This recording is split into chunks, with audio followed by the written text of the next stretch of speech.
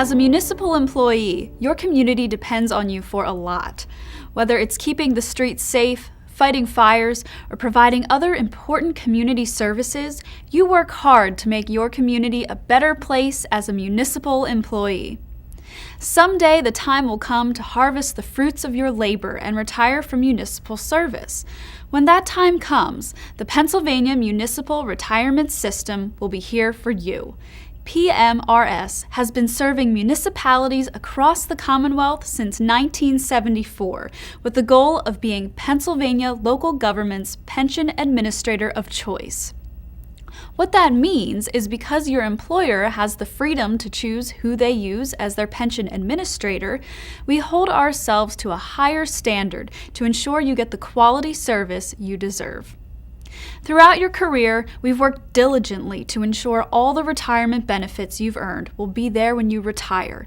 But keep in mind that retiring from your municipality isn't the end of your relationship with PMRS. It's only the beginning. Just as PMRS Member Services has been here for you to get ready for retirement, we will also be with you through your golden years. And while making the transition from municipal employee to retiree can be a daunting task, it is our goal to help you make educated decisions to make that transition a little less stressful.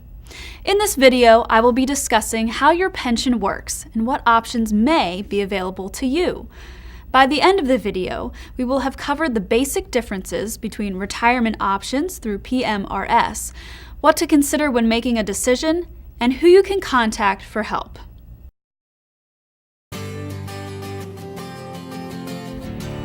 PMRS administers the pension plans for close to 1,000 municipalities across the Commonwealth of Pennsylvania, and each one is unique in its own right. This video will give you an overview of what's available in the different plans throughout PMRS, but make sure you request a benefit summary from your employer or from PMRS to get a better understanding of what is available to you in your specific plan. Your benefit summary will be able to answer many of your questions, like when will I be eligible for retirement? How much can I expect to receive? Can I retire early and still receive benefits? What type of survivor benefits can I provide? How will Social Security affect my retirement benefit? How much must I contribute to the retirement plan? How much interest does my money earn? What happens if I die before retirement? Can I get credit for military time? What happens to my benefits if I leave municipal service?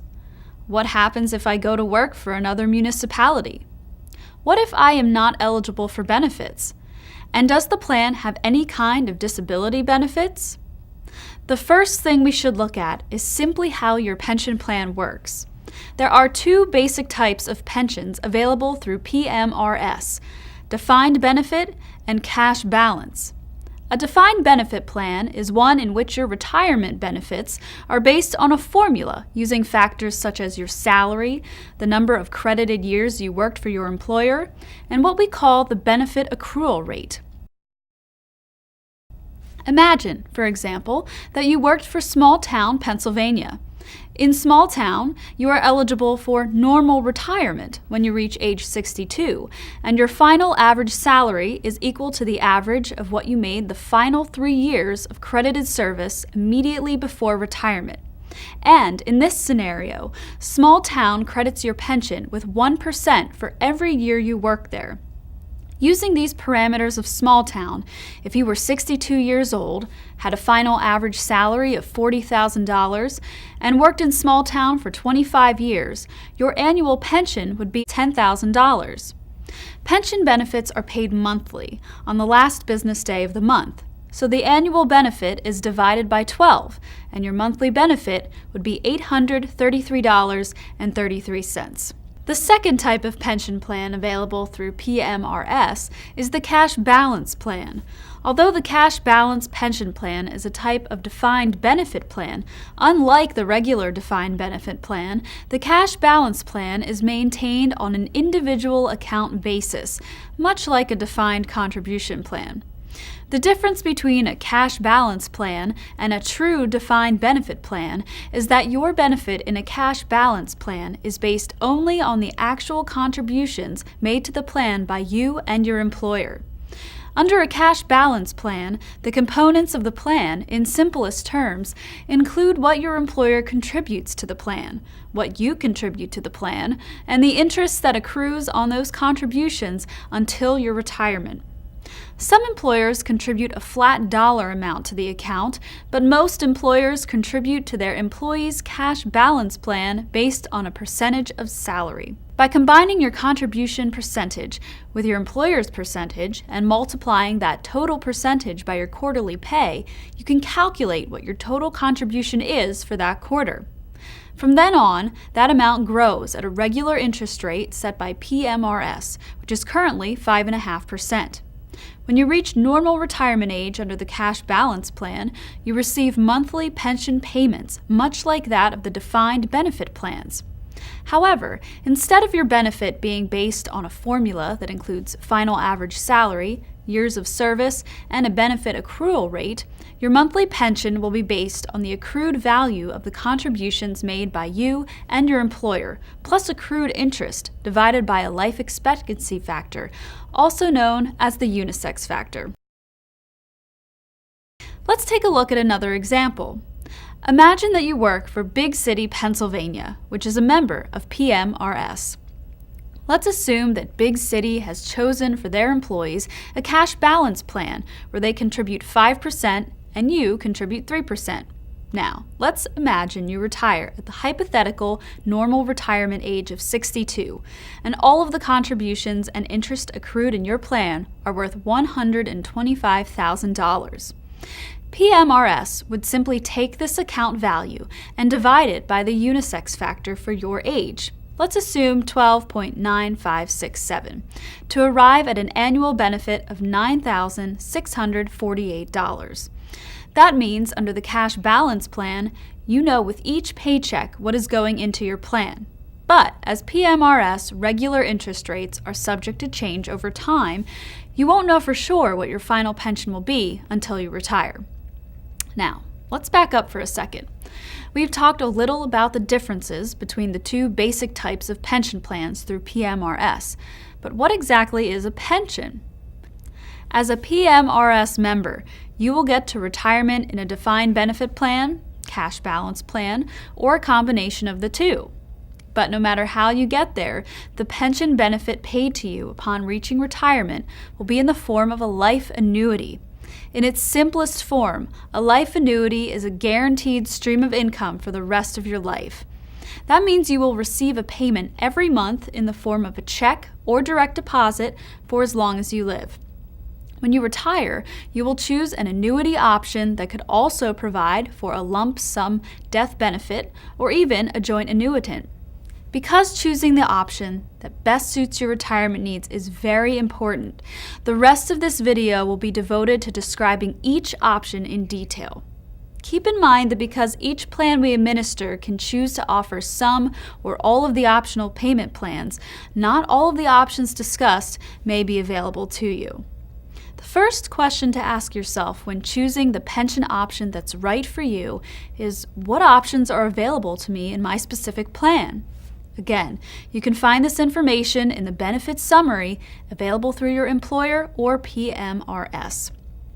As we review the different options you might have available, you can think of making this decision along a spectrum. On one end of the spectrum, you have the single life annuity that provides the highest amount of monthly income to you every month. However, it will most likely provide nothing to your beneficiaries upon your death. On the other end of the spectrum, you can select the option 2, which will continue paying 100% of your pension to your joint annuitant, but will significantly decrease your monthly payment throughout your retirement. The first pension option we'll review in detail is the single life annuity. The single life annuity is the maximum benefit payable, and you'll get this amount for as long as you live. Once you pass away, your monthly pension stops. The only death benefit available is the remaining contributions and interest that were not paid out in your monthly payments. Your beneficiary, or estate, would receive a lump sum payment for the remaining amount.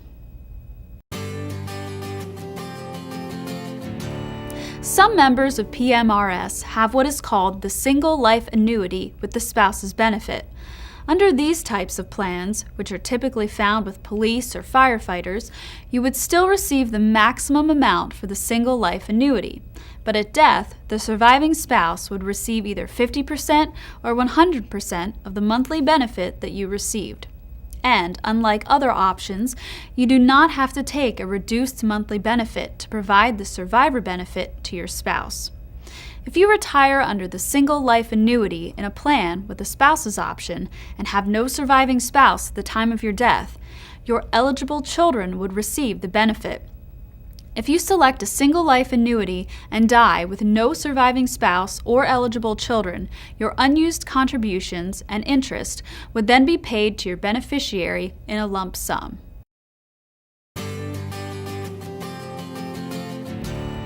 Option 1 guarantees a death benefit of more than just your contributions and interest, like the single life annuity.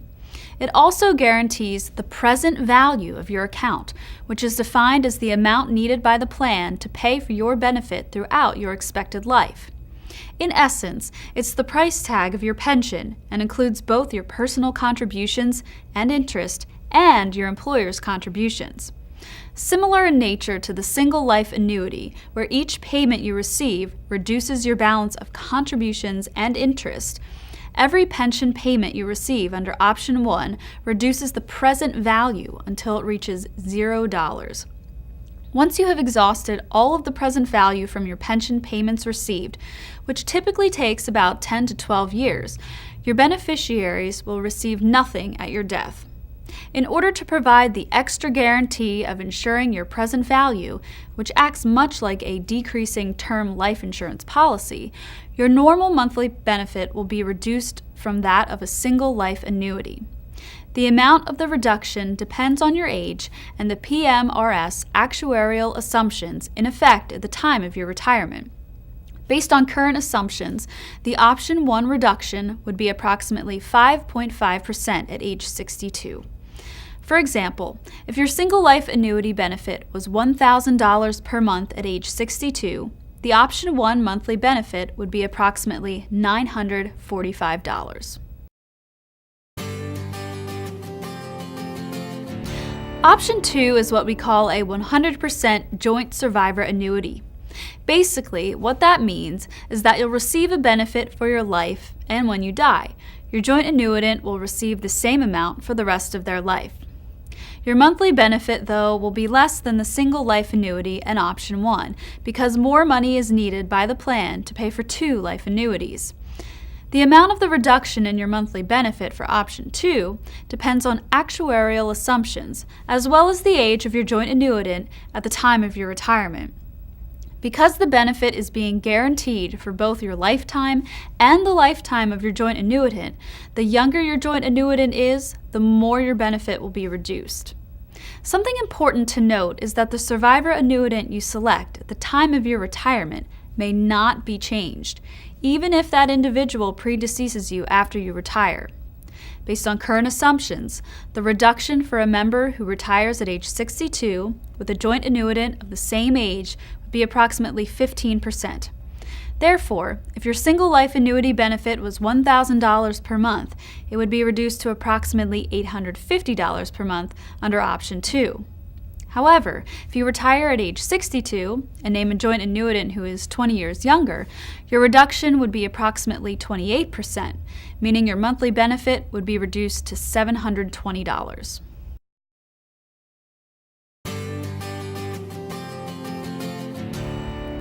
Option 3 is similar to the Option 2 in that you select a joint annuitant to receive a payment for the rest of his or her life after you die, but your joint annuitant only receives 50% of what you were receiving instead of 100%. Because the plan doesn't have to provide for a 100% survivor annuity, the reduction in your pension will be less than that of Option 2. At your death, your joint annuitant will continue to receive a payment for the rest of his or her life. The amount of the reduction in your monthly benefit for option 3 depends on the PMRS actuarial assumptions in effect, as well as the age of your joint annuitant at the time of your retirement. Since the benefit is being guaranteed for both your lifetime and the lifetime of your joint annuitant, the younger your joint annuitant is, the more your monthly benefit will be reduced. Based on current assumptions, the option 3 reduction for a member who retires at age 62 with a joint annuitant of the same age would be approximately 8%. Therefore, if your single life annuity benefit would be $1,000 per month, it would be reduced to approximately $920 per month under option 3.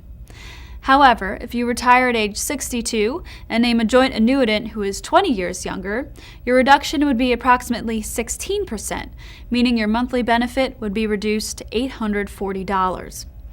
As with option 2, it's important to remember the joint annuitant that you select at the time of your retirement may not be changed, even if that individual predeceases you after you retire.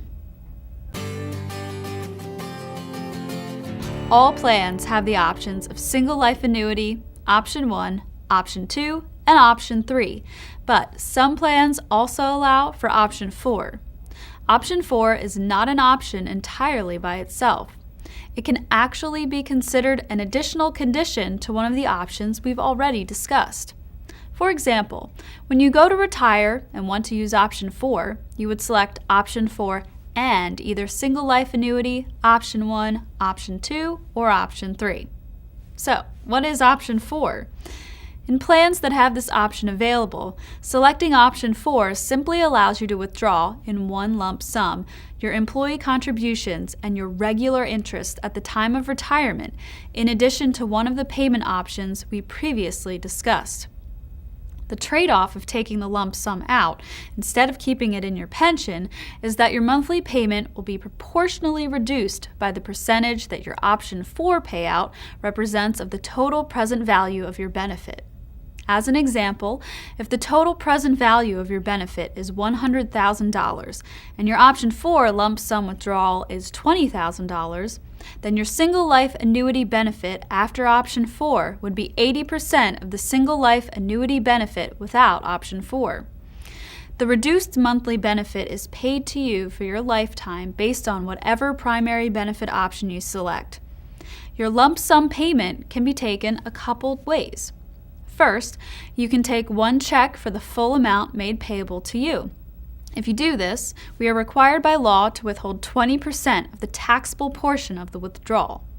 Another option is to split your disbursement by rolling over the taxable portion into an IRA or another qualified retirement plan and taking a check for the non-taxable portion, which can be used at your discretion.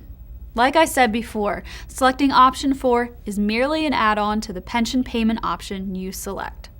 When you apply for retirement benefits and select option 4, you must also choose one of the following annuity options: a single life annuity, option 1, option 2, or option 3. If you made contributions to the pension plan with money that was already taxed and do not withdraw your contributions, a portion of each monthly payment will be tax-free when you retire. PMRS will advise you of the monthly non-taxable portion of your benefit when you receive your first payment. Any lump sum payout that you roll over into another qualified plan or IRA through option 4 will not be federally taxed until you take it out. However, if you withdraw the lump sum in cash, PMRS must withhold 20% of the taxable portion and forward it to the IRS as a credit towards any federal taxes that you may owe. You will have to report the portion that has not yet been taxed as taxable income, and you could also be subject to an additional 10% IRS penalty for a premature distribution depending on your age. If you receive a lump sum payout and decide you want to put the taxable money into a qualified account within 60 days, you may do so. If you replace the 20% previously withheld by PMRS for the IRS, then that 20% will be credited against your federal tax liability.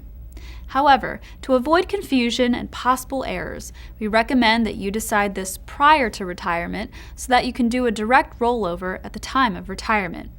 In Pennsylvania, there is no state or local tax on your pension money, whether it's an Option 4 lump sum payout or your normal monthly pension payments.